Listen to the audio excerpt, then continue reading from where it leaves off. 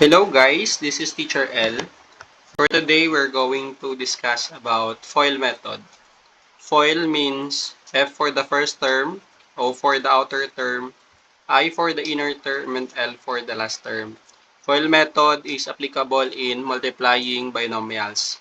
So for example, we have quantity 2x plus 1 multiplied by 2x plus 2. So in solving this problem, we're going to use the FOIL method. So first, we multiply the first term. So in this binomial, ang first term niya is 2x. And in this binomial, ang first term niya ay 2x. So we multiply 2x plus 2x, that is 4x squared. So if we remember, yung ating variable na x, meron siyang exponent na 1. So if we are going to multiply them, we just add the exponents. We have 1 plus 1, that is our exponent na 2. Then after the first term, we multiply the outer term. Sa dalawang binomials, yung outer term is itong 2x tsaka itong 2. So we multiply 2x times 2, that is 4x. Then after that is ang ating inner term. So in this problem, yung inner, yung nasa gitna, ito. So we have 1 times 2x. That is 2x. Then after that, yung last term natin, sa binomial na to, ang last term is itong 1. Then, sa binomial na to, ang last term is itong 2. So, we multiply 1 times 2, that is 2. Then after that, we simplify like terms. So, we have 4x plus 2x. So, we add them, that is 6x. So, our answer is 4x squared plus 6x plus 2. Next, we have quantity 3x plus 2 multiplied by quantity 4x plus 1.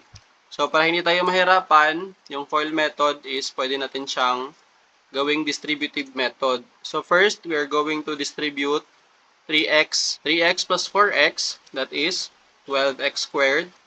Then, we distribute 3, that is 3 times 1, that is 3x times 1, that is 3x. Then, we distribute 2.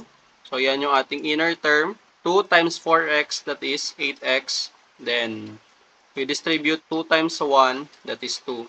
After that, we combine like terms. We have 3x plus 8x. That is 11x. So, our answer is 12x squared plus 11x plus 2. Next, we have 2x squared plus 4 multiplied by 2x squared plus 5. So first, we distribute itong first term natin. We multiply 2 times 2, that is 4. Then we multiply the variables. We have x squared times x squared, that is x raised to 4. So we just add their exponents. That is 2 plus 2, that is 4. Then after that, we distribute 2x squared, that is 10x squared. Next, for our inner term, we distribute 4. 4 times 2x squared, that is 8x squared. And after that, we distribute 4. 4 times 5, that is 20. So after that, we simplify yung like terms. So we have 10x squared plus 8x squared. So that is 18x squared. So for our answer, we have 4x raised to the power of 4 plus 18 squared plus 20. For our fourth example, we have 3x squared plus 2 multiplied by 5x squared plus 3. So first, for the first term, we distribute the 3x squared. We have 3x squared times 5x squared, that is 3 times 3, that is 15.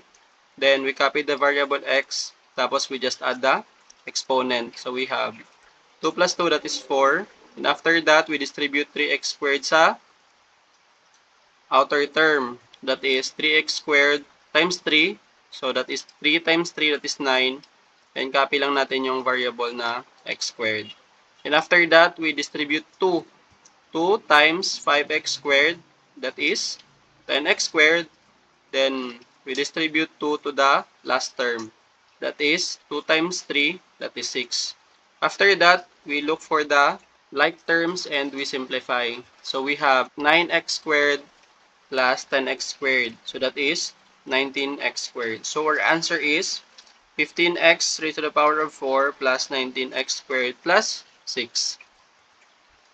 For our last example, we have quantity 5x cubed plus 4 multiplied by 4x cubed plus 5. So first, we distribute the first term, that is 5x cubed times 4x cubed, that is 20x to the power of 6. So we add the exponent, 3 plus 3, that is 6. And after that, we distribute 5x cubed to 5. So we have 5 times 5, that is 25. And copy lang natin yung variable na x cubed. And after that, we distribute 4 for our inner term. That is 4 times 4, that is 16. And copy lang natin yung variable na x cubed. After that, for our last term, we distribute 4. That is 4 times 5, that is 20. And after that, we simplify yung mga like terms. We have 25x cubed plus 16x cubed.